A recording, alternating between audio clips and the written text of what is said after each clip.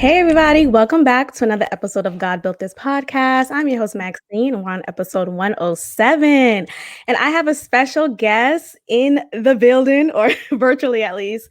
This is Yamaneika Saunders. She is a comedian and actress. I want to say an all one-stop shop. I feel like you are just a multi-talented person.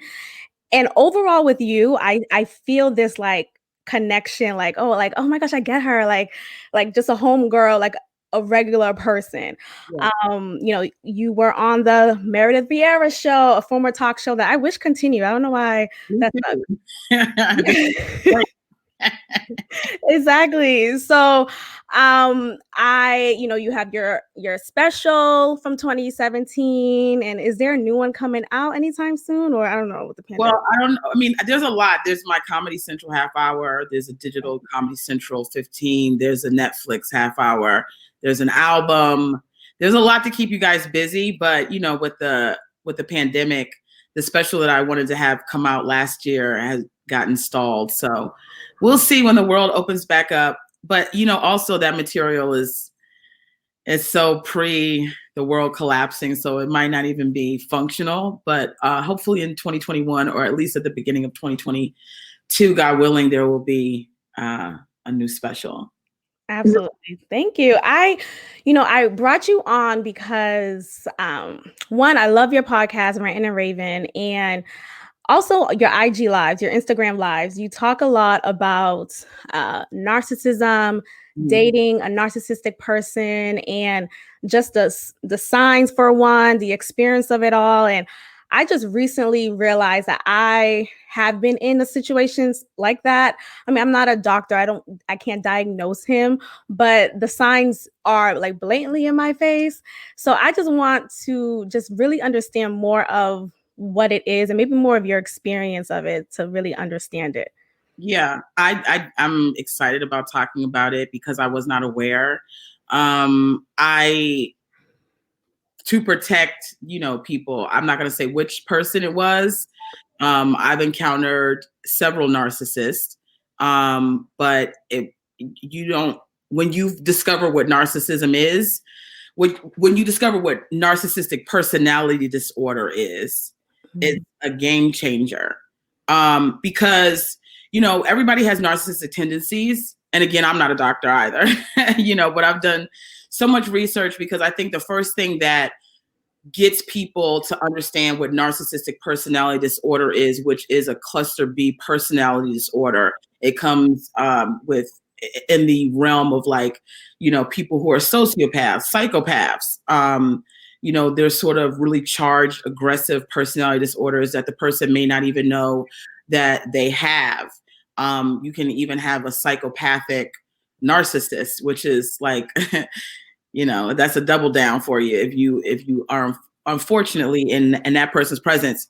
But a lot of people start to discover that narcissistic personality disorder is a thing because they're in a relationship and they can't quite figure out what's wrong with their partner. And there's a lack of communication with the partner. But you're not going nowhere and they don't seem to be going anywhere, but that this relationship is not quite functioning in the way a relationship should. There should be empathy, right? One relationship that I was in, and again, I'm not prefacing who, what, where, why. But one of the things I really noticed was I would have certain issues in the relationship and I would want to address them, right? So I would have certain issues with them. And again, I'm not blameless and, none of us are blameless, right? So we don't want to make it seem like person with narcissistic personality disorder, NPD, I'll just keep saying that shorter, is, that they meet somebody who's like, to reference my album, Damsel in Distress, right? So you're not, they oftentimes don't meet someone that's a damsel in distress, right? So we're not trying to act like their partner is an innocent lamb who just this big bad wolf. But oftentimes what happens is you have issues in a relationship with your partner and My apologies. Your cats. I love your cats. It's fine. He's like, oh, you talking about MPD? Right. Let me come in here and show you what's going on. Right. Narcissism, right? But you'll have somebody who suffers from MPD and their partner will notice like there'll be something off. There's a little bit of a disconnect. There's not the merging of the relationship like there should be. You seem like you're just kind of like going through the motions of what a relationship is supposed to look like than actually being in a relationship. And one of the things I noticed was whenever I wanted to talk about something that I felt like they were doing that was an issue for me or that we needed to talk about because it could possibly be one of those things where this is a non-negotiable or deal breaker in a relationship. Like, you do this thing, it kind of is weird to me or bothers me. Let's talk about it. When you have somebody who has NPD, there is no talking about it, right? So they start to go through this sort of form of gaslighting where you could really have an issue with someone. Yeah. And you go to them like a normal partner is like, hey, it really bothers me that whenever, we have a disagreement, you walk away, right? And that's something that we need to deal with because I don't want you to walk away. I want us to deal with this situation. And you deal with somebody who has NPD and they're just like, I'm not walking away. I don't walk away. You walk away from me. And you know that like, I'm giving you something really tangible. Excuse me. I promise it's not Corona. No, you good. Is that Corona? Like, no, girl. I think it's dust from the litter box. But you go, I'm not walking away from you. And they're like, yeah, you are. And then by the time you have this conversation, you realize at the end of it, you're like, I'm sorry for walking away from you. And then you go sit down maybe an hour later and because you're replaying the conversation in your head and you're like,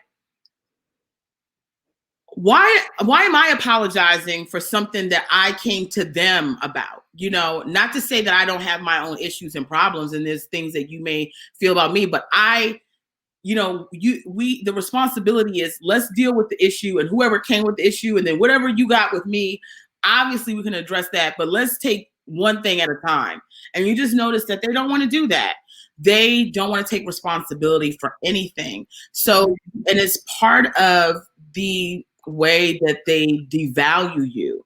And one of the things that I read, I started researching, and I think it's really important to get around people and read stories from people that have gone through the same thing as you, because if you don't understand that NPD is a thing, when you try to go through the recovery of it, and it's very exhausting and mentally debilitating sometimes, when you start to hear from other people how they dealt with it, you go, oh, okay, thank God, I thought I was nuts, right?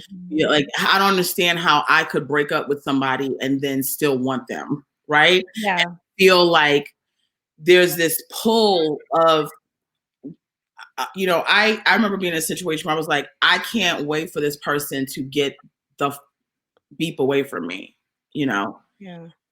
And after they left, it probably was like 5 hours later. I was like, oh my God, I made a mistake. I missed them. And I remember going through that kind of cycle in a relationship and feeling like whenever we would go to that place again, when we were about to separate, I would have to tell myself, remember how you feel about him right now, so that you don't forget in 5 hours when this sort of, people with NPD, they're really good. And they're men and they're women. I think there are more men who have NPD. Women are probably the best at having NPD. Men are the most destructive when they have it. Interesting. Okay. Yeah, because of the charm and the allure and the way that they bring you in with the seduction. And really, you will probably be with someone who has NPD, and within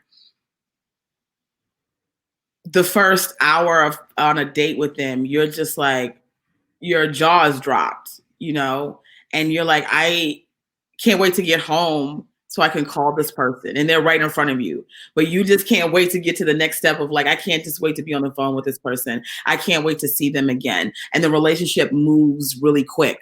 And that's why you have to caution on how fast you move and really get to know, because the one thing about narcissists or people with narcissistic personality disorder is they can't hide that disorder for a long period of time. So once they get you in the love bombing phase, that phase has to generally move very quickly, because they're doing a lot of self-regulating so that they don't have episodes of their disorder sprout up. So you'll notice, like, you ever been dating somebody and you move with them? Like, some women may listen to this, and men too. Like, you're dating somebody and then like, you're like, when did they move into my house? How did your drawers get in here? Yeah, still. Right. Why are we at this phase? We're not moving at a productive phase. We're not moving at a phase of building on reality. Now, I've been in some tricky situations where I've dated two narcissists. One, I believe, was the king of all narcissists, or has narcissistic personality disorder. But I dated two, and one I had known for a long time. So that was really tricky, because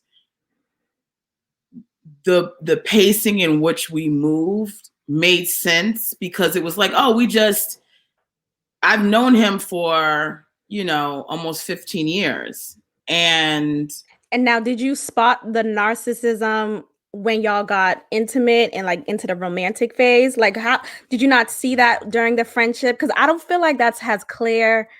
At least I had a friend, I'm not friends with her anymore, where this is why you're not friends with her. Say it again? I know. Yeah, right. That's why we're not friends. That's true. I guess that makes sense. But like, I'm wondering, like, with men, is there a way? Because I feel like when you talk about cycle, you mentioned cycle, and I just, I'm in a situation where my listeners know him as Boston Bay, and I live here in Houston, and he's in Boston, and we've had this like dynamic for the past 3 to 4 years now, where he definitely shows the signs, but I just feel like we're always on and off, on and off, on and off. And I like, we'll get into an argument. I'll hold him accountable. Like, look, I don't like the way you speak to me. This is not okay. I'm not, I'm trying to use my voice here and be clear and specific. I'm a teacher, so I use clear and specific language when I speak. That's just my thing. So when I do that with him, he'll immediately find a way to turn it around on me. Won't take responsibility. As you say, there's no accountability. And yet, a week or so will pass by, and then suddenly he'll hit me up and be like, you're really not going to talk to me anymore. And, it's really over. I'll get better. I promise.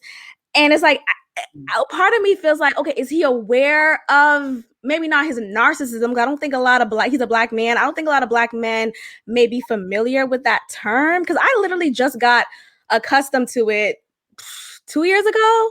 So this wasn't a thing that people talk about growing up. You didn't talk about mental disorders or personality disorders. So finally learning about it, and then recognizing, oh crap, he may be this, he may demonstrate these behaviors. I feel somewhat of a savior complex. Like, maybe I could show him how to love me right. No. Like, there is this, so I know it's wrong, but it's like, it's a mind fuck. That's really what it is. And you mentioned, like, you have to remember how you felt in that moment when he disrespected you or whatever. So that's just something that still is a learning experience for me, as far as just, okay, no. I need to speak up and say this. I need to continue to walk away. I need to stand my guard and not suddenly stay in my head in this fantasy land of, oh no, but I see a future. I see this like scene. And, as women, we create these like these like moments that never happen, and it's like, well, in reality, he's an asshole. And so what does, I don't know how much you want to share. What is a normal disagreement or argument where he is saying something to you that you think is inappropriate for him to be talking to you? What are the things that he is saying that are inappropriate? He'll like call me names. So like there was an example. Yeah. Right. So okay, one time we were laying down I'm listening. and By the way, I'm listening to you. yes. I read something on a site that I want to read to you, but I want to see if I can find it. But I'm listening to you while we're doing it. Okay. Yeah, we were laying down. I think we ate breakfast like 2 hours earlier.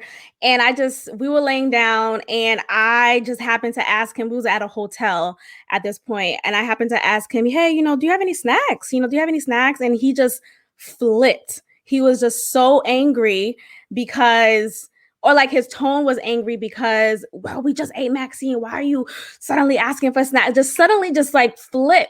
And I'm laying on the bed, we were cuddling at one point, and suddenly I'm feeling uncomfortable. Suddenly I'm feeling just uneasy. I'm looking at him like, you could have just said, no, like, it's not even, why are you reacting like this? He's like, what do you mean? I'm not yelling. I'm not.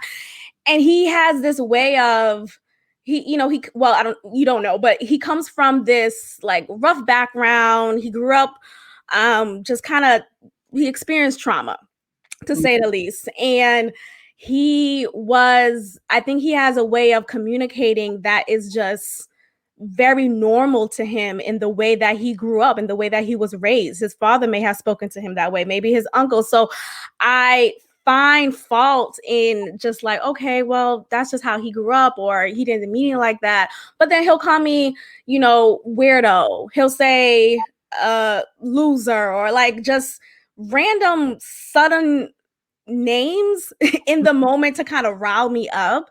And I'm the type of person who doesn't get angry easily. Like I get annoyed, but I'm not gonna show you that. I'm typically smiling. I'm typically laughing.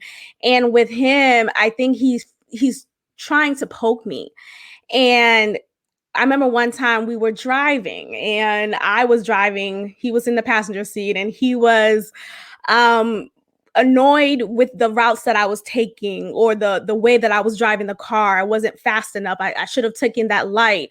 Just every little thing was annoying to him. And so I was suddenly, like, it was building up in me. I was getting annoyed. We get out the car, we park. And I'm like, okay, you can relax. Okay, stop. Like, I'm trying to tell him, like, okay, I'm done. Like, you could stop poking me, stop poking the bear. Then I saw something in his, like, he smirked. He smirked so like evil. It was just like this like maniacal type of reaction on his face, like, ha, I got her. And it was just like, those are just moments I can think of right now. But there have been so many throughout our 4-year dynamic where it's just been the same old type of rhetoric, same old type of communication style. Why were you driving? Why was I? Okay, so I drove to his house. His car was in the shop. So we got in my car and we went out to eat or something. Did he ask you to drive your car? Yes. He's like, can we drive your car? No, I mean, did he ask you to drive the car? No. He said, you could drive. Yeah. I'm trying to find this thing for you. I'm going to have to paraphrase it because I can't find it to let you understand how treacherous they are. Before I do that, let me just clarify a couple of things. One, everyone has narcissistic traits, or has a tendency to have narcissistic traits, right? So the problem is, when we think about narcissism, we keep aligning it with people being narcissistic. Someone who's vain, who's stuck on themselves, who likes to take a lot of pictures.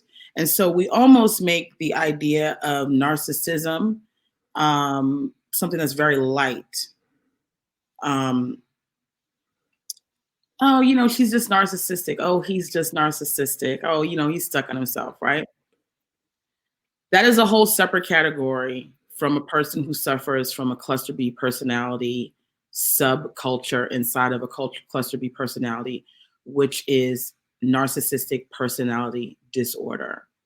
These people are disordered in their personality, which means some of the things that you will notice about a narcissist is that they lack empathy. Right. They lack consonant dissonance. They lack, if you don't have empathy gives you the sort of view master, right, into someone so that you can, while you may not feel the same way somebody feels about an issue or a problem or an experience, you can place yourself as close to them as possible emotionally to understand where they're coming from. Now, all of us have different degrees of empathy. Some are more empathic than others, some less. Narcissists have no empathy whatsoever. However, some of them are smart enough to learn what it looks like to mimic empathy. And they utilize those skills in the love bombing phase when they are their best to you. Okay. What happens is during that love bombing phase with a person that suffers from NPD is that they are creating an image of themselves that intoxicates you because it's what you want. And really what we all want is somebody who is an extension of us, right? We all to find self-love. That's why it's so important to love yourself first, right? Because you go try to find yourself to mirror back at you and other people, which often becomes problematic because when we are looking to imprint ourselves on someone else, and you run into somebody who has NPD, they are chameleons, so they can just sort of transfer what you're looking for. They've studied you. They listen. They eerily listen to you. What you like. They can sense your insecurities by the conversation that you have, the way that you move. A lot of these men, that's why I say the men are more destructive, in my opinion. I'm sure maybe men who deal with female narcissists would disagree. Is because women already have a certain level of insecurities that we have to dodge every day with media, magazines, things of that nature. Men oftentimes only get checked on one level of insecurity, and it's basically how masculine they are, right? Women get checked on, are you thin enough? Are you pretty enough? Are you smart enough? Are you talented enough, creative enough? Can you please a man and also be this powerful woman? There's so many different. So all a man has to do is listen to your conversation to find your insecurities. And what happens is once they find your insecurities, when they have NPD, they then fill those holes with themselves. So they become your strength. You're beautiful. You smell great. You're loving. You're better than, right? A lot of things that women will hear from men who suffer with NPD is, you better than my ex. My ex is trash. My ex couldn't do X, Y, and Z. She couldn't do this. She couldn't do that. You have a long conversation with this nigga about, sorry. No, go ahead. We say nigga a lot here on this episode, on this podcast. Yes. I'm doing a lot to keep myself on Yamaneika for a second. But you do a lot of listening to him and him telling you what his your predecessor wasn't. And then you start to be that. You really start to be that. I remember one guy I dealt with and again, I'm diagnosing them. They have to be diagnosed by a psychiatrist. Right now, they said that, the rate of people who have NPD is probably less than 1% of the population. And so a lot of information is coming out where people are saying, you're not dealing with somebody who has NPD. You're just dealing with an asshole. And the reason why I mentioned those statistics, but then I also want to tell you that narcissistic personality disorder people do not often seek therapy. They are often told by their partners or their family who have to put up with them that they need to go to therapy, that they need to see someone, and they don't go. It is a very resistant to therapy or help personality trait. It's probably the most. I think you probably have an easier time getting somebody who is psychotic to go see a therapist than you would somebody who has narcissistic personality disorder. Also, because the person with narcissistic personality disorder has a grandiose sense of self and doesn't think that they need to be helped or does not see a problem. So you have all this love bombing that happens, right? And then what eventually happens is you at some point let him know that you like him or you love him, right? That's what they're looking for. They're looking for, is this person in love with me yet? So that I can stop being this person that I am faking to be. That's all they want to know. Then once you start to show signs that you are in it and this is, you like, I met my soulmate, then the slow popping of the tire and the slow leak happens. And it eventually ramps up to complete abuse. Now, they may not all physically abuse. They may not all verbally, and I say this with a heavy grain of salt, verbally abuse, but they will all emotionally abuse and manipulate, right? So verbal abuse could be, they may not call you a bitch, right? But they may not slap you, but they may start to say things that really hit on your insecurities. So what happened, I think, in your situation is that he's giving up a level of control to you because they're all about control. They want to control you. They don't want you to think for yourself. They don't want you to move without them. And so they want to control you. And when you have the free will to be in the car and driving and taking the routes that you want to take without suggestion from him, you have too much control. So now I'm going to tell you, the way you drive is horrible. The decisions that you make to get to where we have to go are ridiculous. This is why I have a problem with you. This is why I can't trust you. Because you don't know how to think. Yeah. Can't, I think. And if you want to be with me, you got to step up and you got to think. Because I can't have anybody by my side make decisions like that. That don't make no sense. That's crazy. Yep. And it becomes a slow conversation that it goes right into, and it's little shit. You go, all right. Maybe he's right. And before you check him, you check yourself. I read an article from this woman that was talking about narcissistic abuse, and which is what people who suffer, it's hard for people to get help for narcissistic abuse because they keep the word abuse makes people think that they have to have had a knockdown fight, punching and kicking, that this person had to be domestically abusive to them. And they don't understand, all of it is abuse. The conversations, the trauma bond, the gaslighting, the, future faking, all of that is abuse. They don't have to have had to slap you in the face for you to go to counseling for abuse. They don't have to have called you a BITC for you to go get counseling for abuse. They have to have, in a moment with you, undermine who you were as a person.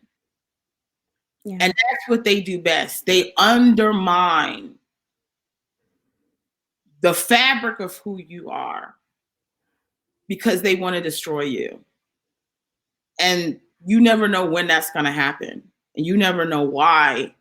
You don't know why. You just, because a normal relationship, you can have arguments, and at some point, somebody's going to go, I'm sorry. Right. Not the same person every time going, I'm sorry. Right? Yeah. I read a article, and the woman said she had gotten back with her narcissistic or NPD ex, and they bought a house together. They kept doing this thing, the push and pull, where they break up, they get back together, they break up, they get back together. It's very ups and downs. And while you're having the ups and downs, the NPD, the narc, will tell you that he doesn't like that. I don't like fights. I don't like ups and downs. I don't like back and forth. But they really revel in it. They revel in chaos. Yeah. Yep. But they'll tell you they don't like it, so that you start to be small. But then you realize all of a sudden, like, how are we in an argument that I know I didn't start because he told me he didn't like arguments, you know? And then you start to think like, you're crazy. Like, I know for me, I would question, maybe I am a little too sensitive. Maybe I am making a big deal. I didn't need to call him out of it. I should have just got over it. Like, I would think that, okay, I'm forcing it. I'm doing too much right now. And he'll spin it around on me and say that. And it just, it feels like walking on eggshells. If I could compare it to that, like, it feels like there's no way around. We got to just talk. Like, it's just okay. Can I, and I think I have a little bit of a privilege because I don't have the experience of living with him. Like, me and him don't live together. Like, we're not married, so we don't have that experience as another woman would have. I just know that I feel, even in the times when I will go over and we'll spend a couple hours together, it still feels like eggshells, walking on eggshells. I remember there was a time when he asked if I was going to come into town a weekend ago. And I was like, no, I'm just not, my budget is kind of tight. I'm just not going to spend the money for a flight. And he offered to give me to pay for it. So he offered his credit card to me. I'm like, okay, I paid for it. And mind you, the flights to Boston from Houston sometimes are ridiculously high. And then sometimes are just, it's 8 hours to get to Boston. You'll get to Boston overnight when it should just be 3 to 4 hours. Right. So I look for the flight, and I'm mindful of the fact that it's not my money, it's his money. So I'm respectful. I'm not like one of those girls, like, it's not yours, so I'm going to be respectful and not get something crazy. I'm not getting first class. It's, relax. So I want to say it was like $200, the max, for a round trip. And it was a reasonable time duration of 3 to 4 hours, which is normal because all the other options was beyond. Mm-hmm. And he flipped. He offered me the credit card, but he flipped because he didn't expect for it to be that much. And okay, you're gonna give me the half, right? You're gonna get it. Was just suddenly, wait, you asked, so it made me feel like, should I have even? It's a mind fuck. It's really a mind fuck. So I'm thinking to myself, like, oh, maybe I should have asked him before I clicked the confirm button, purchase book flight or what button. It's a weird situation where it just makes you feel like, am I in a twilight zone? Like, you literally offered yourself. This is what, first of all, be glad you don't live with him because it would be worse. And number two, I hope you get out of this relationship. I mean, and no disrespect to this dude. I don't know, but I don't think he's going to be, this is not it. This is not it. I remember, I love white roses. That's one of my favorite things. I love white roses. And I remember I dated this guy back in the day. I dated this guy. And I asked him, he said, I said, I don't ask for much. I was like, I said, all you have to bring me is like a white rose. Like, I love white roses, right? And so our relationship was very unequally yoked. And I'll never forget, I was walking from somewhere and I saw him ahead of me. and he asked me if I was home. And I was like, I'm on my way home. And he was like, okay, because I got something for you. And I said, okay, so I'm making my way home. I was like in my neighborhood. So I was making my way home, and I see him coming up the street this way, and I'm like walking this way. So he's going this way and I'm walking. So he doesn't see me because he's walking this way. And he has such a determined charge about his walk. And I'm just like, oh, I'm like, what he got for me? A slap in the face? Because it was like a Popeye kind of like, Bluto kind of like, bah, bah, bah, bah. And so he gets in the house. I foolishly gave this person access to my home. And he was in my house, everything's set up. And so I come in, and he like hands me the white roses.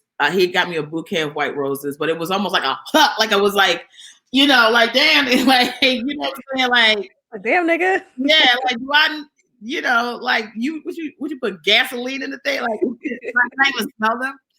And he handed me some chocolates he had bought, some candies, and I was so happy. I was so happy about those.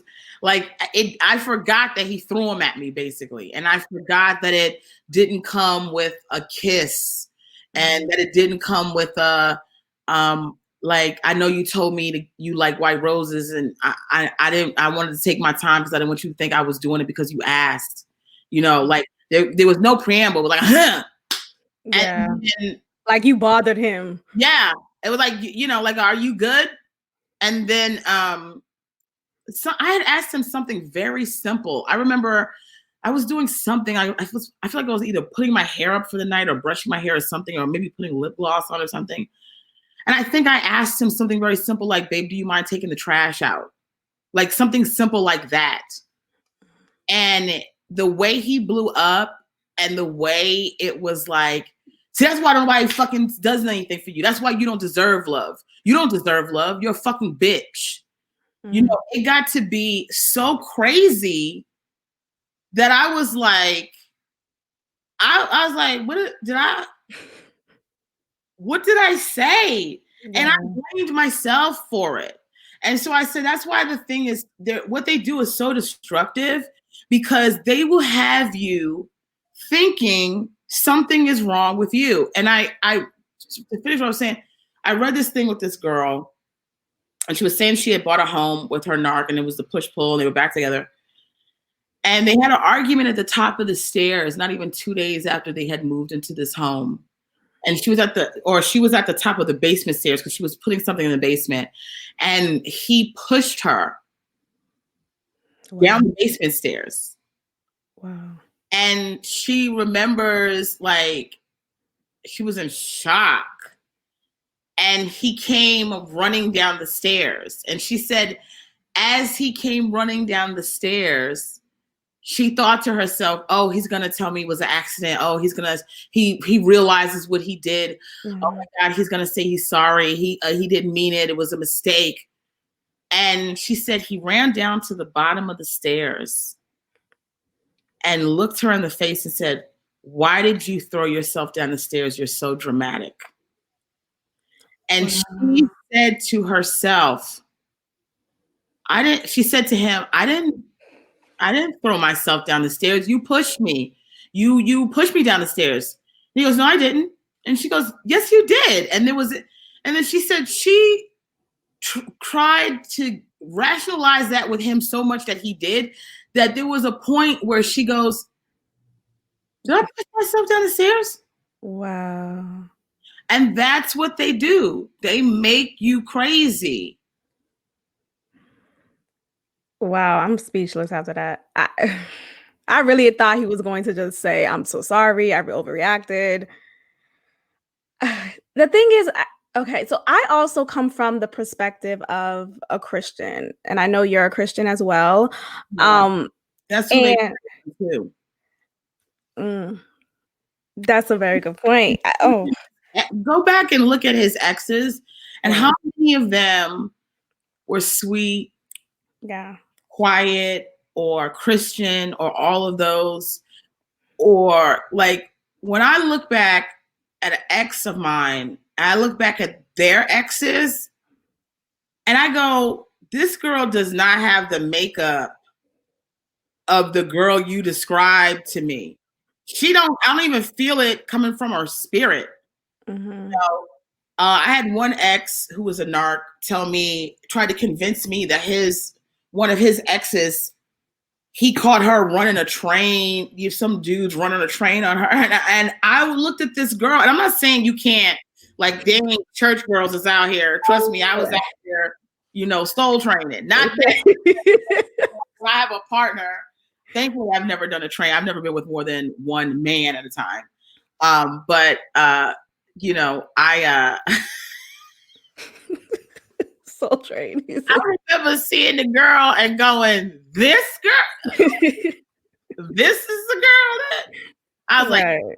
like, and you start to pick up those red flags in yourself. You go, yeah, this don't, and then it's not until it happens to you. I had an ex a long time ago that was a narc, and I'll never forget, because I'm not a big relationship person, but I think a lot of people assume that my last relationship is the only relationship that I've ever been in because that relationship was very public. Mm-hmm. But I have been in relationships with, that last person was also a comic. So we didn't mind being funny and goofy and sharing certain things and, stuff like that. But I've been with men who don't want to be in the, people get really weird about showing themselves, Yeah. And this person really predated anyway, social media to a certain extent, sharing as much as we do on social media.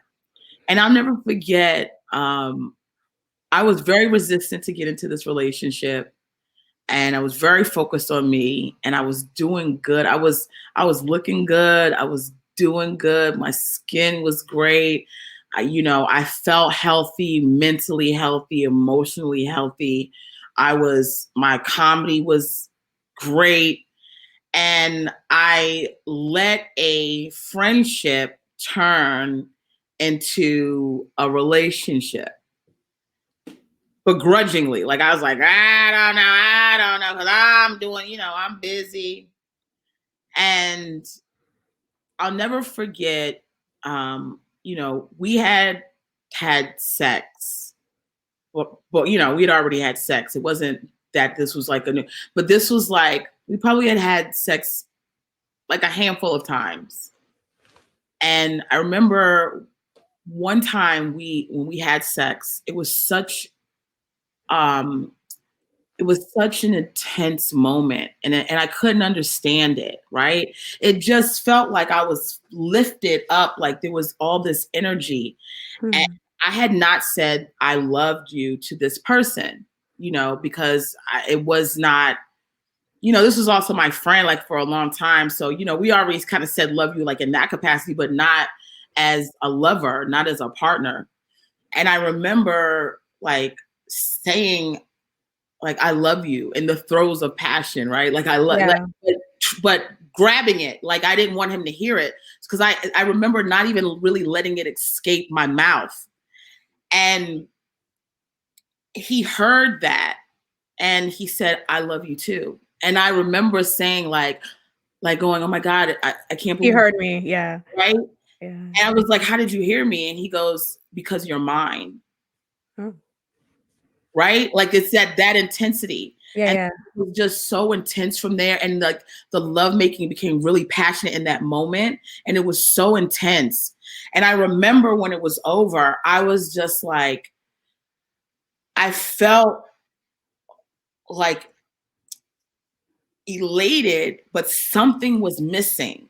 Even though that we had that amount of passion, and he's exhausted, and we're sweaty, and it's just like, he's holding my hand as we're late.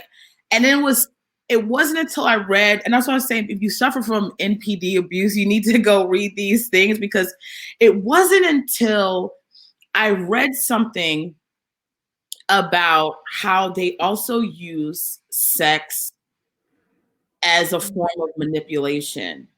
And how when you are, if you notice, when you are having sex with them, that you feel like you're not really having, like, they're there, but they're not there. But they're in the, that was all in the love bombing phase, that experience I just expressed to you. So they're there enough to be there for you, to get you in. But then you realize you're making love to this person.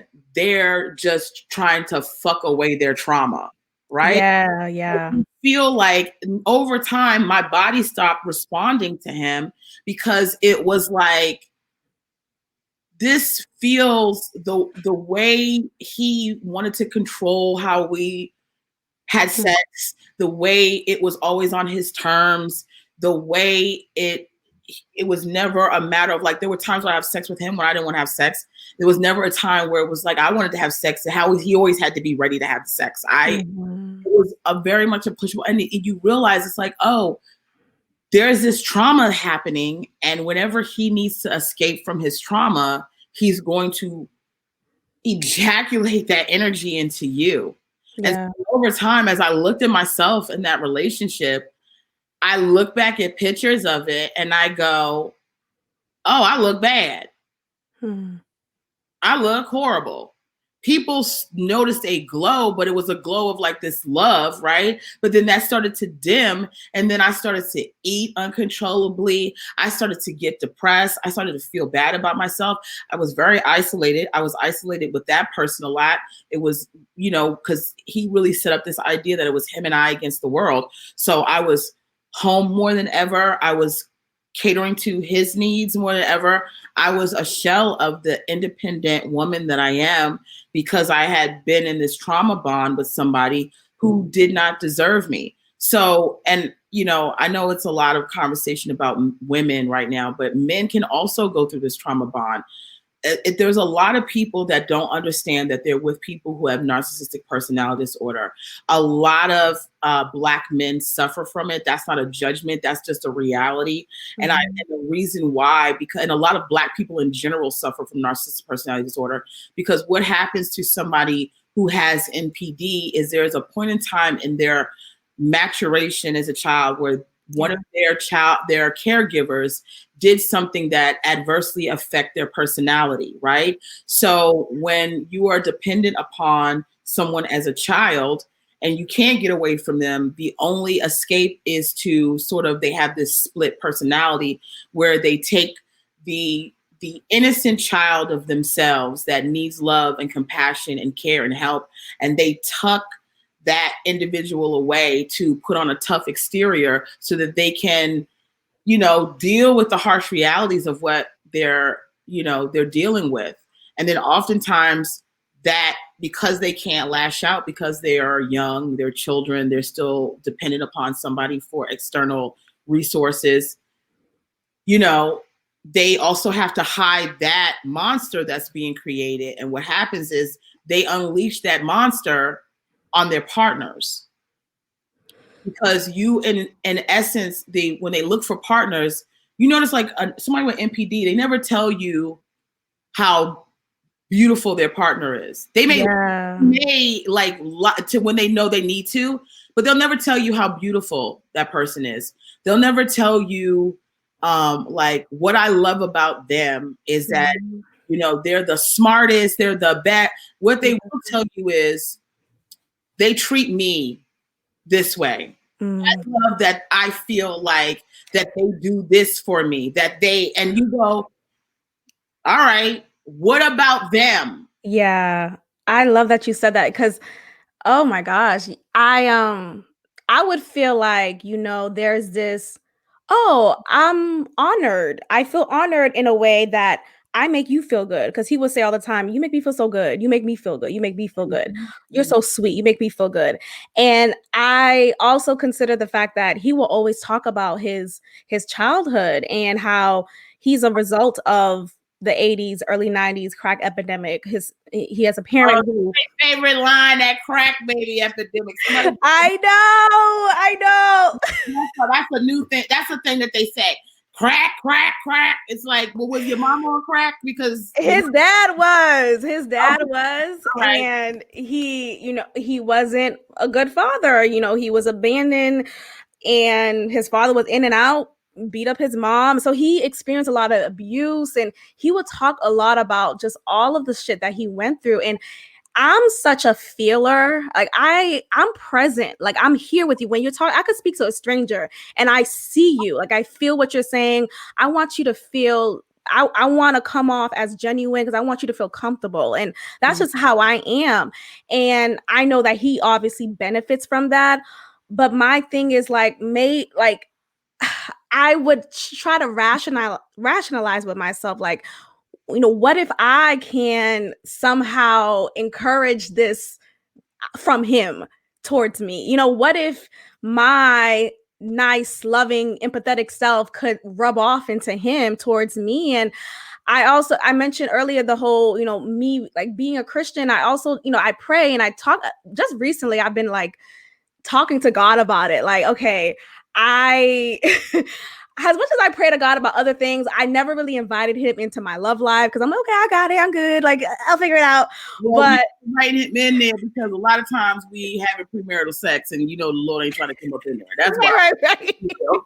Like where we fucking, but God, can Yeah. So I just recently, I felt convicted to pray for him, pray on behalf of him, because I feel like there is this pull to not be his God-given self because he's still trapped in this trauma experience of his childhood. And sometimes we don't realize as much as, at least my peers around me, sometimes people like say, oh, just that was many years ago, get over it, move on. But I feel it because childhood really impacts your identity right now. Like you could be 29, 42, like it doesn't matter. Like it has such a strong impact. Go ahead. Right now, because we getting ready to go down an empathic spindle you don't need to go down.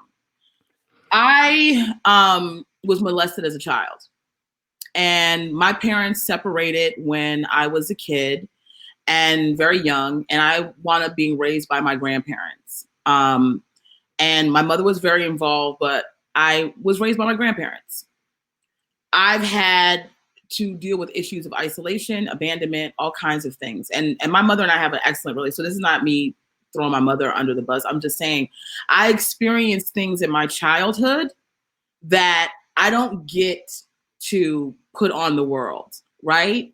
And for me to deal with the things that I had to deal with in my childhood, I had to go seek help.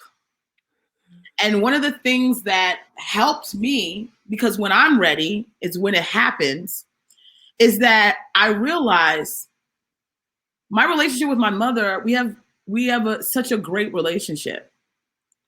I had a unique experience. What I'm saying is about perspective. My perspective is I'm so glad for the life that I had with my grandparents, for the things that they were able to afford me to have. Going to private school, paying for college, providing me with a home, providing me with so many things to be the person that I am today, providing me with love. I had all those things. It's about your focus on where you look at it. And it allowed me to appreciate my mom and knowing that she had things that she was going through in her life. She had goals and dreams. And thank God my grandparents were there. And that I did have a very close connection with my mother. And we did talk on the phone every day. We have the phone bills to prove it. And that whatever I could get tricked into thinking that, oh, woe is me, I have to talk about those things and I have to get them off my chest. And because I did, I found a place of peace. I had to deal with being molested as a child. That is one of the most toxic things that can happen to you and can strip you of your innocence. In understanding that and even talking about that, even the place that I went, and I'm not saying people have to go to that place. I understood that I was in a situation where I was very inappropriately touched in times by somebody that I should not have been. I thank God that my experience was not as worse, that it could have been extra worse than that. And when I've encountered friends of mine and people in my life who talk about, You know, I have someone in my life that was raped by their brother. Do you understand what I'm saying? Like when I learned to be grateful for the things so that I don't lean back and go, this is, you know, where I have to stay. But that had to happen from me. So what happens a lot of times, especially in the Black community, is we keep getting told this narrative a lot about Black men, and they suffer. They suffer because white men hate them. They suffer because white women abuse and use them. They suffer because the world is against them. And nobody has a harder place in this world than Black men. And that's why when you run into a damaged, toxic Black man who's been abused emotionally by maybe a mother who can't stand him because he looks like the father that abandoned her, or he's abandoned by the father that ain't shit nigga no way, because his daddy wasn't an ain't shit nigga and his daddy was, and all because they all had trauma that went all the way back to Harriet Tubman and them. You know, once we start moving all these things, we put this narrative on how damaged Black men are. We never look at how damaged Black women are, and how even in the process of us being damaged, we are still expected to be healers, not just of the world, but specifically also for Black men who are damaged. Meanwhile, nobody is healing us. And so what happens is these good Christian girls who already have the foundation of loving God the way we do, being humble, learning the idea of being submissive to a man and knowing that the man is the head and not to usurp his authority. We go into these relationships going, how can I let you be a man? I dated a man that he didn't even pay one dime of rent in my apartment when I lived a certain place. And every night I would get, that nigga had a key to my house, and I would wait for him to open the door to my apartment that I paid rent on. So at some point, he got to heal himself. And you ain't here, wherever his healing has to be with his mommy and daddy. That's where he has the issues. Trust me, I've had a conversation with my mother and father. I talk to my mother and father weekly now. I mean, it was a point in time where I only just talked to my mother. I ain't even fuck with my father like that. I ain't talk to him. But now I talk to my father. In a week, I'd be surprised not to talk to my mother and my father. And we be video chatting, and we be having a good time, and we be laughing and joking. And I go, how blessed am I? I got my daddy who loves me, my mommy who loves me. We all got issues. Right. But what does your issue have to do with us finding a place to have love? And there's so many men that can love you properly and still have come from a place of dysfunction. That is not an excuse. Yeah. And we got to stop going, I got to heal this person, and go, I want to find somebody who's already healed. Because I'm working on me and I'm healed. And healing, even if you find a man that's healing, right? We ain't all gonna be maybe whole or perfect. Nobody has to be perfect, but also you gotta go, that ain't it. And the thing about these narcs too is that sometimes they be looking so good. No. Say that again. Oh my God. That's the only reason why, like, Bossa Bay is fine. Like, just built. Like, yeah. If I gotta be with an unhealed nigga, then maybe it'll be like that's fine. But this fine heal. You know, I was. It's so funny because I was talking to my dad a couple months ago. My dad and I, we've been having, like, me and my dad, we talk like two niggas sitting on a park bench. You know, like, man, I said. So my dad was kind of getting on me about something that I had said to him, and and I have to, even this conversation, I have to, like, kind of, because my mom and dad are both like that. Like, let me tell people what I said. So, but I think it's important for people to know this conversation as much as I can share. So I was talking to my dad, and he was telling me about this woman who, like, was being pursued by this guy, and he wasn't the best looking. He had the best job, but she was, like, in love with and infatuated with this guy who was fine, you know, had the Benz, this, the money, but that guy, like, literally was using her, and she was, like, having panic attacks in front of this guy's house, like, why don't you love me? And he had women coming out of his house.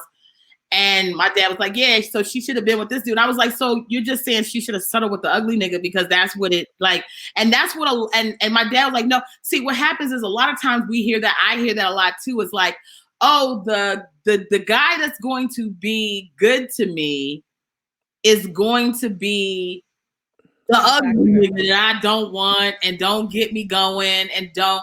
But that's not true. And it doesn't always have to be. And I think what happens is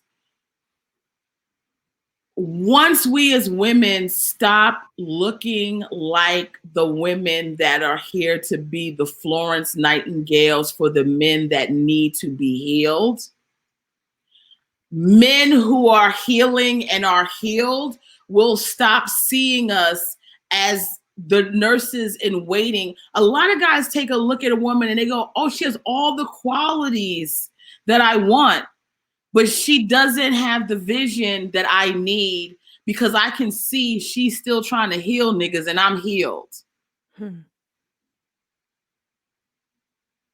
Girl, you better spread your wings and prepare to fly. I'm not with nobody that thinks a ticket, I don't even know where you get tickets for $200. You must have been flying Frontier on top of Southwest. On top of the plane. I don't, like, did you have to work a shift?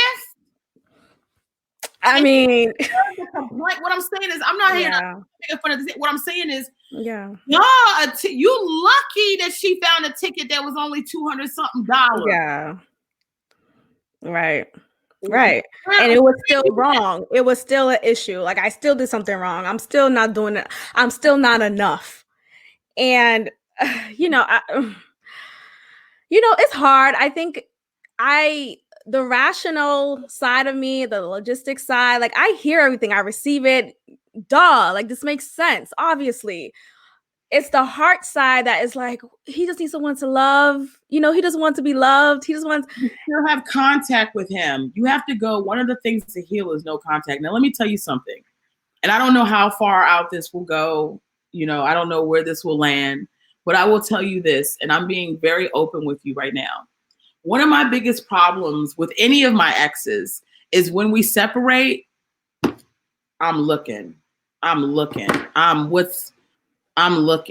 Because part of it is this need to abuse yourself to be like, I need to find out where I was the problem, right? And a lot of times you aren't the problem. And then what happens is when you start to put yourself in the situation of being the problem, and then they go and get into a relationship or something, or they start dealing with somebody, you're just gonna beat yourself up and have trauma for no reason, when you could just go ahead and disconnect and start closing the door.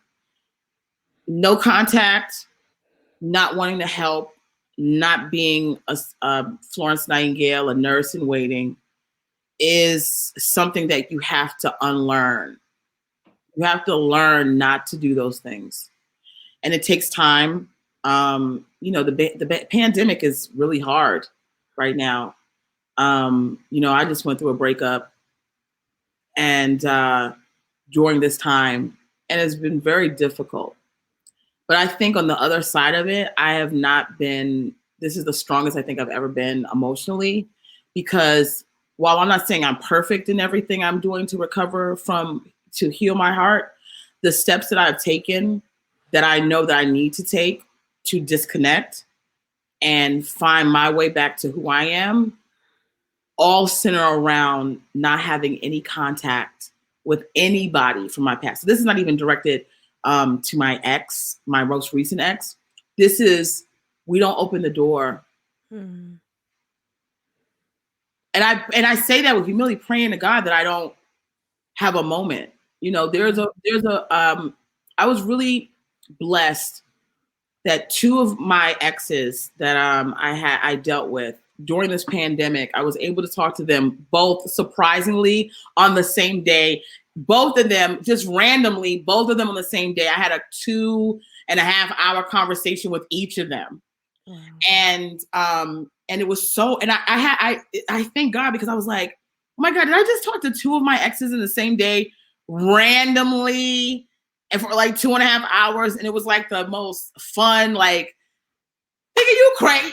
Hey, yo, girl, I miss talking to you. Cause like, and then I realized like, oh, I understand what it means to disconnect from somebody and you guys just disconnected. It was not a good, the relationship just didn't work.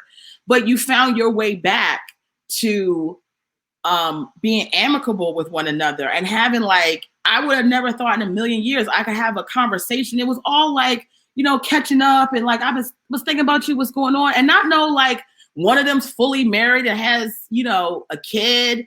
One of them is, I'm probably 5 ex-girlfriends removed from him at this point in time.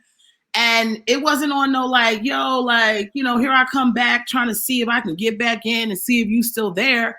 It was just really fun catching up, I'm doing this with you. Oh, word. And still texting it oh, what's up? Hey, what's up? Yo, yeah. Yo. People have to understand when you disconnect from a relationship that just did not work, there's nobody calling you bitches and ignorant and dumb and you ain't shit and you are worthless. There's nobody doing that. This just is not working for me. There is a semblance of understanding that, well, we tried, that I was somebody that communicated with you and we talked about it before we just let go. Narc relationships ain't like that. You say one bad thing or one thing gets on this nigga nerve and you done. The difference between your situation with this person and my situation is I'm so codependent that once toxicity leaves me, I go run back and try and go,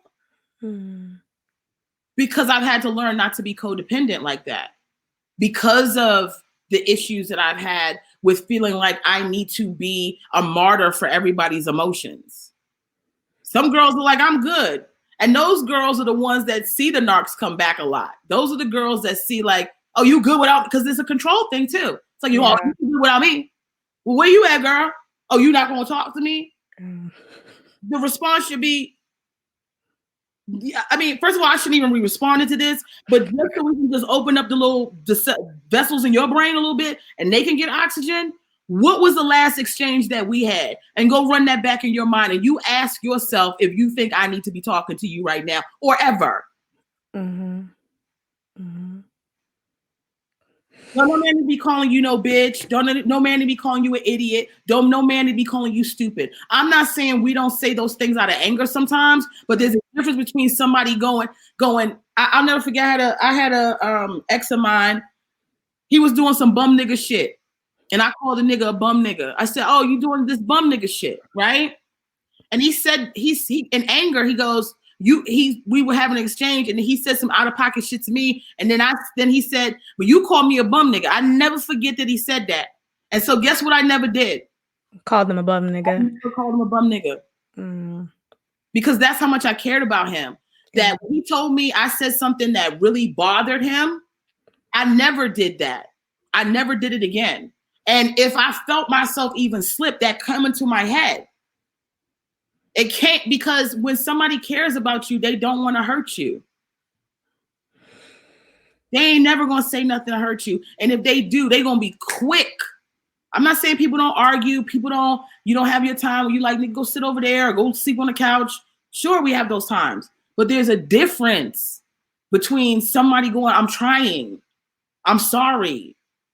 If he's really trying, he would have, I don't even want to say what he should do because he probably listened to this and start doing shit. But there's a different way of going, why would I ever say that to you? Why would I ever say it to Maxine? Huh? And how sweet she is and lovely she is. And I should be honored that she even wastes her time with me. She don't be fooling around with no rats now. And I should be doing everything I can to get to her sometimes. And why she gotta always come to me? Maybe I surprise her and fly to her. Maybe I surprise her with a ticket. Hey, I found this ticket. Can you come? I miss you. There's a back and forth and exchange in relationships. When you're in a narc relationship, you realize you're depleted because all you doing is giving to them. And they ain't giving you nothing but crumbs. And you gotta get them going like, you gotta pat on the table to get them crumbs. Right. There's no give and take. It's always about him. It's always about his trauma. He never asked me about what I've been through. He doesn't know my issues, my childhood much. He doesn't care. He doesn't inquire, and he doesn't create an environment in which I could just voluntarily share, right? Like if you're calling me a loser every 2 seconds or a weirdo suddenly out of left field or saying I'm dumb, I don't have street smarts or whatever it is, then I'm not going to feel comfortable enough to. Are we dating the same guy? Were we dating the same guy? Let's talk after the recorded. After the recorded, because I'm like, is this the guy? They love that. Nobody's smarter than, because it's a control thing. They want to keep telling you, and that he's telling you you're dumb. Like, nigga, I have my master's. I think I'm a little. You overqualified. Overqualified. Okay, so the last question is really like, you know, a lot of people like to say, you know, once a cheater, always a cheater. I don't really believe in that whole statement. I do think people can change. Maybe I'm just too like optimistic, or I have too much faith. But like, is there? Why are you asking this? Why are you saying this? Because huh? He cheated on you? No, I'm just saying that has an example. I mean, maybe he did. I didn't find out. But like there is just like, you know, once an abuser, always an abuser type of thing. Like an abuser can't change. This is, you know, a lot of people believe that. And I want to believe that eventually people can if they choose to. Like, well, you have identified him as an abuser. Yes. Emotionally, specifically. Yeah. Okay. He hasn't hit me, but he has made me, emotionally. Well, mentally. So. I don't know him, so anything that I say is, you know, just speculation. And so I won't use him as an example, but I will say this. A lot of times in distant relationships, it's easy to not have to see the aggressive side of a narc because they can only verbally abuse you. And then you get into the environment with them, and then they're able to ramp up what they do because they have access to you.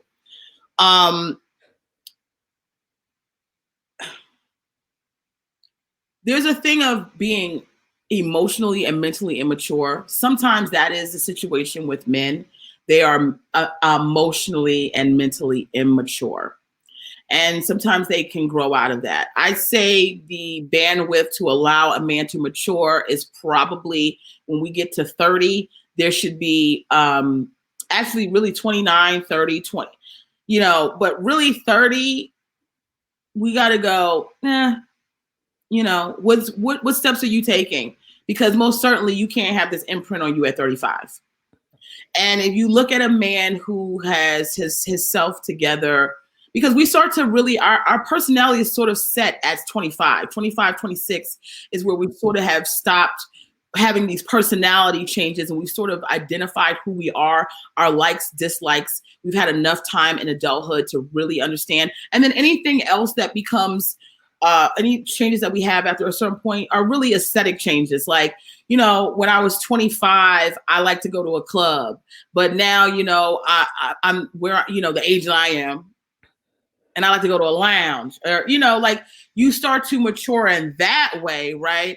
I don't drink vodka and cranberry no more, honey. I have Prosecco, darling. Mm-hmm. You know, we start to do though, but you know, you being a nasty nigga at 30 or 35, that's who you are. Even at 27, that's who you are. They a nasty nigga. They a cheat nigga. They a nasty nigga. That's who they are. And you know, a lot of times what happens is we hear these false narratives that are exceptions to the rule. I met the woman who made me never want to. We hear those, right? And we keep going. We keep wanting to be that woman. Like, I want to be the woman that makes him not do. You would know right away if you was that woman. And I guarantee you, the man that says that, the man that was like, I stopped being a player. Because a player ain't necessarily somebody that has narcissistic personality disorder. A player ain't necessarily a person that's going to abuse you emotionally and physically. A lot of these women dealing with players, and some of these players, they know how to make you feel so loved. You be like, Man, I really miss Trey. He was good to me, honey. Yeah, he cheated on me, never made me his lady, but honey, he knew how to give me what I needed. Mm-hmm. So, no, you can't. Here's the problem. You can't really get a person who suffers from narcissistic personality disorder to realize they have narcissistic personality disorder. And even if you do get them to recognize that, because they don't have any empathy and they don't have cognitive dissonance, which means they can't which is why when they hate you, they hate you. No matter whether you're doing good things while they hate you, when they hate you, they hate you. When they love you, they love you. Mm. When we're in a relationship with somebody that we know we love, but we ain't feeling them right now because they done something, we know that there's still a part of like, oh, my man did something, but I love him, so let me make him something to eat. And yeah, I'm going to throw the plate at him, but I made him something to eat because I love him. Yeah, I'm going to let him lay in the bed next to me because this is our bed. I love him. This is my man. Whereas a narc is like, oh, no. Excuse me. Oh, no, bitch. I got to go. This is over. Yeah. This is over. You don't think we have any levels of argument in a relationship? And that explains the constant ghosting. Yeah. The next time they ghost you, turn into Ghostbusters. You hear me? Yes. Let me tell you something. The only reason why any of my exes will know where I am is because I am on social media and I cannot hide.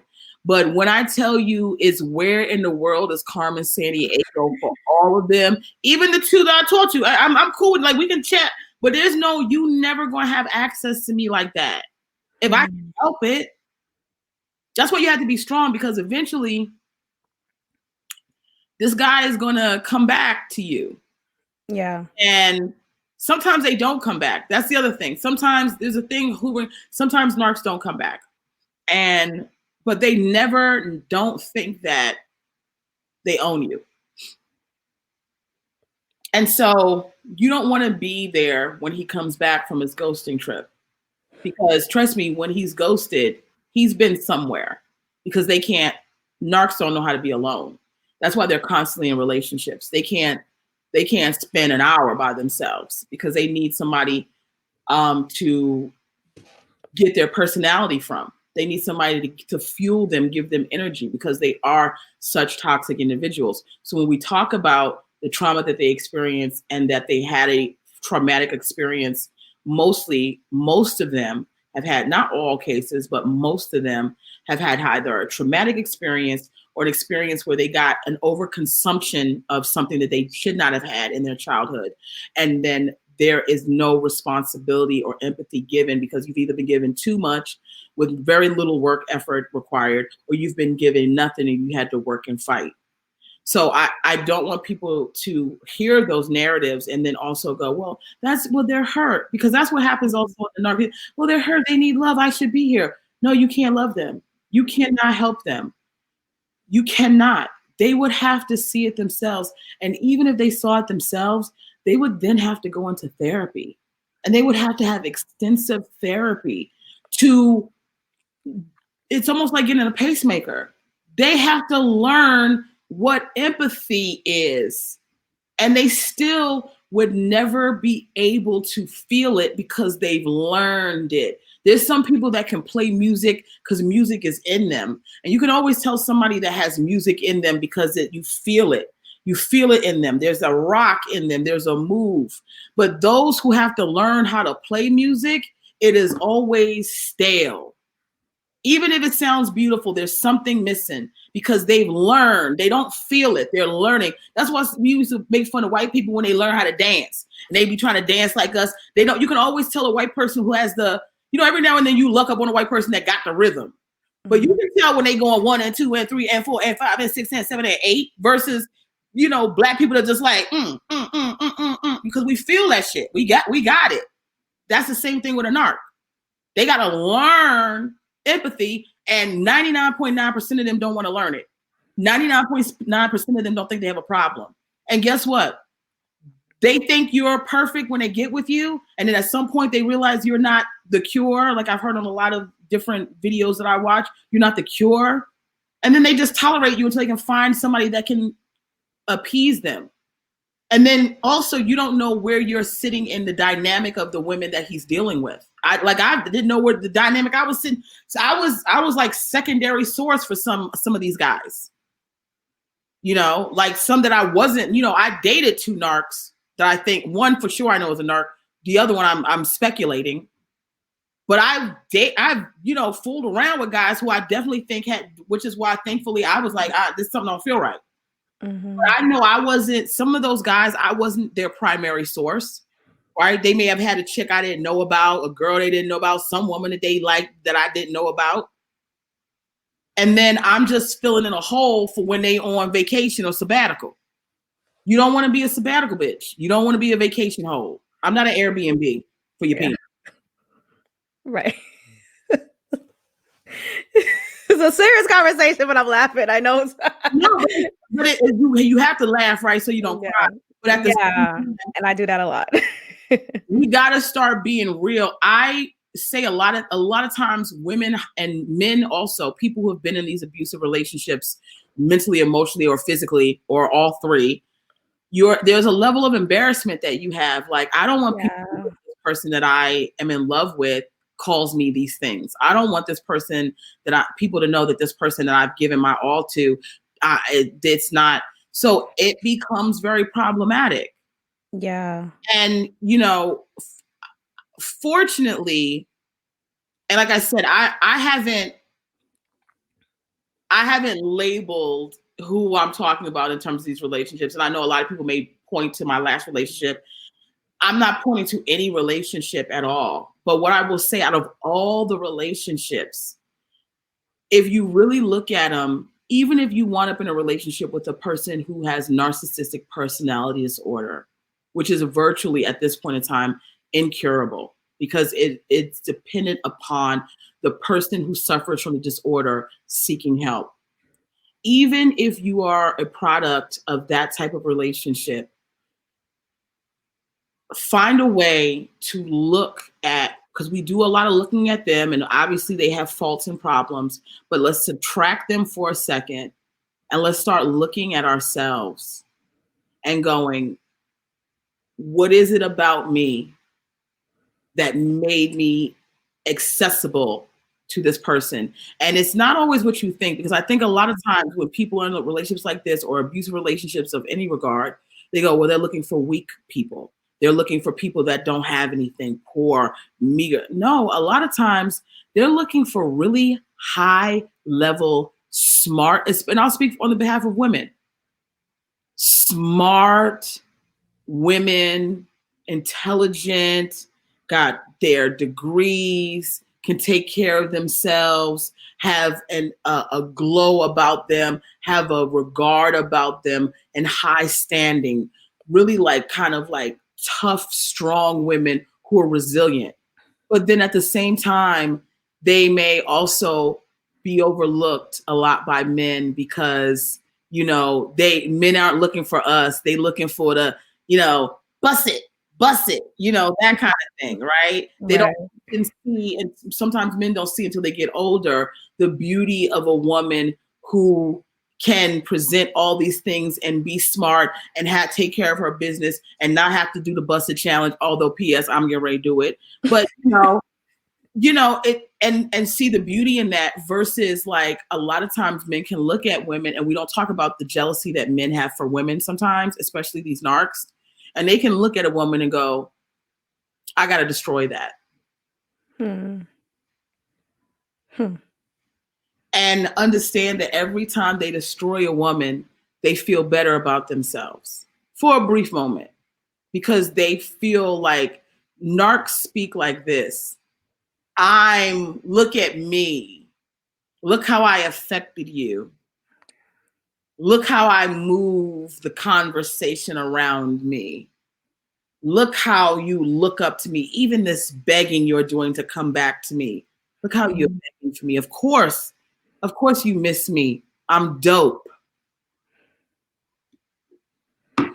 Girl, please. I quickly want to speak to just the fact that you mentioned embarrassment. I've never so I'm Haitian, my parents are Haitian immigrants, and so being a daughter of Haitian immigrants, I have like there's a level of you bring your partner who you're serious about, like who's respectful, you bring them home. You don't bring a hood nigga. You don't bring a nigga who just got another kid, or you don't bring those type of men home. No matter how much you love them, no matter how much you could see so much in them, I could see beyond. Like, no, my parents, I would never bring him home. I mean, at least anyway. But that's big. so, That's huge. huh? That's huge. Yeah. So at what point are you going to not bring him out? You know what I'm saying? Like, I'm not here to stop the question. I'm just saying, like, that's a big deal. Because if this guy is the guy for you, you'd have to bring him home at some point. Absolutely. Right. And I will want them to be proud or comfortable with it. And I don't feel that. And I remember being home, in my parents' home, and I was in my bedroom, and I was on FaceTime with him, and I was again holding him accountable. And the way I speak, I will hold you to the fire, but I'm gentle with it because I know a lot of people don't receive it well. And, if you hold people accountable, they get defensive. So I just mentioned, hey, I thought we were supposed to hang out last night because you said we were, but then I didn't hear from you. What happened? I was genuinely just asking, and in that tone, it was not like, nigga, you played me. Like, it was nothing aggressive. Yeah. And as soon as I called him out, he's calling me names. He's, just speaking down to me like, are you dumb? I said I was going to be with my son. I said it. And it's like, well, in the previous text message, you didn't say any of that. But even so, you could have been with your son for 3 hours and then still met up with me. Like, that's still not clear enough. My whole point is that the clarity wasn't there. And he FaceTimes me, and something told me to not pick up the phone. I'm like, let me just pick up the phone and see what he has to say. And my parents are home. My mom's upstairs at that time. My dad's downstairs, and my room's upstairs. And I accept the FaceTime call. He's cussing the dog shit out of me. And I'm just in disbelief, like, how did we get here? I'm like, are you okay? Like, what? And I'm just literally saying these words, like, are you okay? Like, did I hurt you? Did I do something wrong? Like, I'm really trying to understand what could I have done to cause this, to render this reaction from you. And he's like, I'm good. Ain't nobody stressing over you with your ugly, just like cuss dog shit out of me. This is FaceTime. The walls are thin. My mom overhears it. The phone call ends. He hangs up on me, of course. And my mom's just like, what was that? What's going on? Are you okay? Like, just completely just disturbed by what she witnessed. And I'm just embarrassed sitting there. This is their first impression of whoever this guy is. They don't know his name. I never spoke about him. And for this to be an initial impression just to my mom, I just felt so embarrassed. Like, how am I here on FaceTime knowing I shouldn't have even accepted this phone call, and to be so embarrassed by somebody, or by this experience?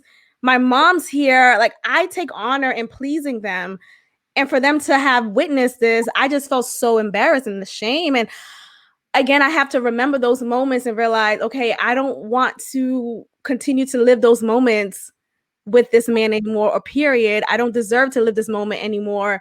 When will I snap out of it? And yeah, so embarrassment is definitely one of the experiences or just feelings I've had when it comes to him. And I know it's not it. Yeah, here's the thing. What do you want is really what it is, right? And it doesn't seem like from the things that have been listed, these are the things that are good for you. And, we have to take a step back and close our eyes to how fine they are and how amazing, the D is, and go, like, when I was able to compartmentalize that kind of stuff, I didn't feel okay with taking the embarrassment anymore. Like, when I realized, like, I really remember saying this, like, oh, he looks good because I love him. Wow. You know, his D is amazing because I love him. So I'm also contributing to the amazingness of what's happening here. And without you and your fuel, there's nothing going on there.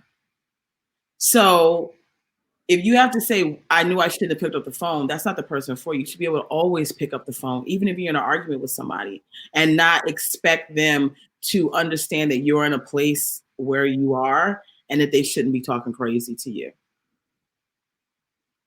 And the insults come quick and fast and rapid. And they're painful, and they're very hurtful, painful. They hit every level of insecurity with you. Of course, he would call you a loser because you're a winner. Of course, he would say you're ugly ass because you're beautiful. But in somewhere inside us, those things ring true somewhere. Yeah.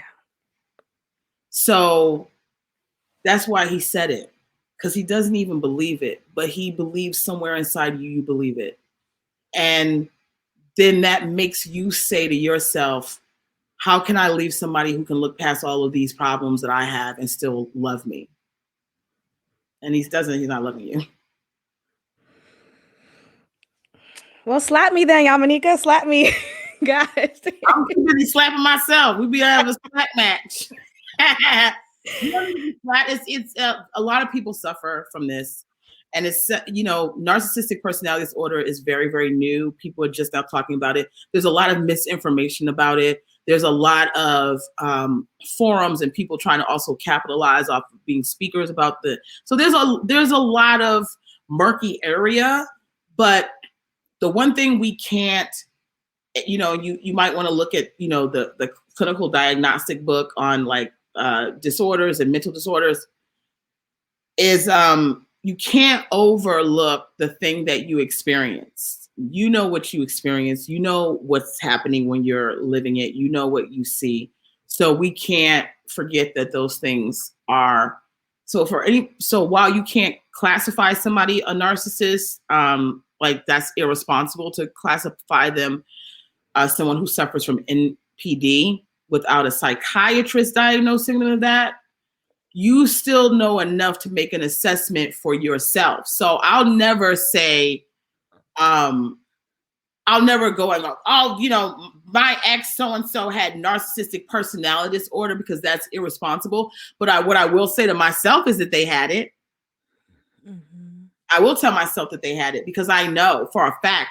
I don't have to, when we go to a therapist or somebody to validate what we're saying, we're trying to convince them of the information and the knowledge that we have to justify what we're saying. And oftentimes in translation, people don't get what you're saying. They don't always get it. And so it's like, you may miss a lot of stuff that would convince them that this person, or give them the knowledge to understand this person is narcissistic personality disorder. But you can't lie to yourself because you lived it. You saw it. Right. So you got enough to know. And at the very least, if he is not somebody that has narcissistic personality disorder, which it sounds like he does have it, at the very least, he is somebody that needs to be put on pause while he can get his anger management together. And while you can heal from the wounds that he gave you emotionally. And so we don't know how long that's going to take, sir. Yeah. So if I were you, I would go ahead and get on a good chip lollipop and see in the interim if you can find somebody who can tolerate your emotional abuse and your inability to mature, because grown men do not communicate like that. Right. And being mean is not a resume builder, right? It's not an attribute that you want to brag about. And so good day to you, sir. Good day. And you have to say that. And because it's going to take me some time to emotionally disconnect from you, because what I was giving you was genuine and real and pure. I need time to not have you in my space or head or see you or talk to you so that I can start to disconnect from you. And then you have no contact. Don't see them. Don't allow them into your space. You know, every time now and then somebody goes back for a one last hoorah. I get it, but I wouldn't. I mean, you're in Houston, he's in Boston. This is the only thing you guys should have in common is that you both live in places that end in TON. Thank you, Yamaneika. This was amazing. I felt like I needed to definitely hear what you said, and definitely my listeners as well. As we were saying, this is something that's not as talked about as it should be. Not a lot of people are aware of it. I was just aware of it 2 years ago. So it still is a new concept. I have a friend who doesn't even recognize that abuse doesn't even look like as outside of physical. Like, we only put that in the box. So just having these conversations really opened the idea that, oh wait, abusive could be emotional. Mm-hmm. It could be, beyond physical. It could be beyond sexual. It could be a lot of different things. And unfortunately, a lot of us may have already experienced it and didn't know. So yeah. I'm glad you were able to come on. And again, like I said, I'm glad to share. I will never say never, but as of right now, I will never blast any of my exes to say this was this one or that one. I'm just sharing with you the experiences that I've had with some exes of mine that were narcissistic. But at the end of the day, one of the things we have to always remember is you can continue to pray for them. I pray for every man that was in my life that I wanted to be the man in my life forever. So I pray for them, and you pray that they go and find healing and they go find help. And while a narc may not be able to get help or healing or may not want either of those, it doesn't mean, the more and more we learn about this, the more that there may be treatment down the line, there may be help for them. And we just have to keep it in prayer. So I will keep your fella in prayer, but I will tell you that I don't want you to feel the responsibility of having to keep him in prayer and to help him. I'll do the praying on this end for my intercessory area that don't have to be involved with him. And then you also go in your area that don't have to be involved with him and close the door, because already what you said does not sound good. And you don't deserve that. Nobody deserves that. Absolutely. I want to thank you again for coming on. When I tell you, you are literally a friend in my head, and it's like, it's really crazy. Like, as you are talking, I'm receiving what you're saying, but it's just like, oh my gosh, Yamaneika's really here. Like, cause every time you're on live, I be at school, cause I'm a teacher, I'm at school, and I'm like, oh, she's on live. Let me just put this on the corner. And tune it.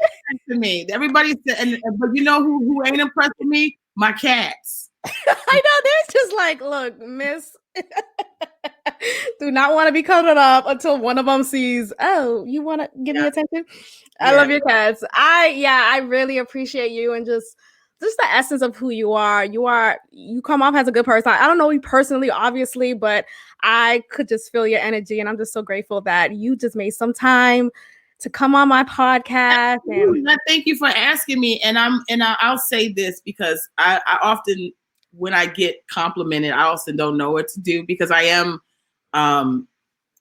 just a regular person. People are probably gonna listen to like, who's this child? So I've had a lot of great things happen in my life, but I owe all of that really to my family for, really keeping me down to earth. And because I am very real about the struggles that I have gone through in life. So that also humbles me.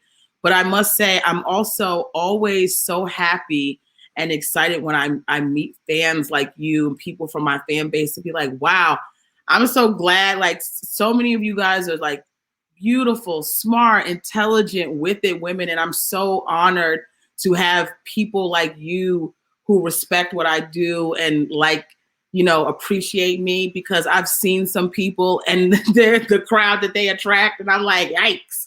So, this is a mutual thing, and now we're friends. Yay. You can hit me up anytime. I'm here to talk, and whatever. Now we are family. We know each other, and thank you. I'm honored for you asking me to come on. I really appreciate it, and I hope I wasn't too long-winded, but I really No, you're perfect. The pain that I've experienced, I wanted people to really get a good understanding that you're not the problem, but I understand how you will think you're the problem, and I understand how these type of relationships change you. And you want to make sure that you come back from whatever negative change it's making for you, and you start to move towards your purpose and your destiny. So, yeah. You're amazing. Thank you so much again. I would also follow Yamaneika on Instagram at Yamaneika. Yes. And I just love your skits, your grandpa looking old man skits. Yeah, I got to do more. People are loving grandpa. I'm waiting for them to pick up a little bit more. And I'm just waiting for the world to open back up so we can get down to business. Yes. Awesome. Well, enjoy the rest of your evening. Thank you. I thank you so much again. You don't know how much this means to me. So thank you.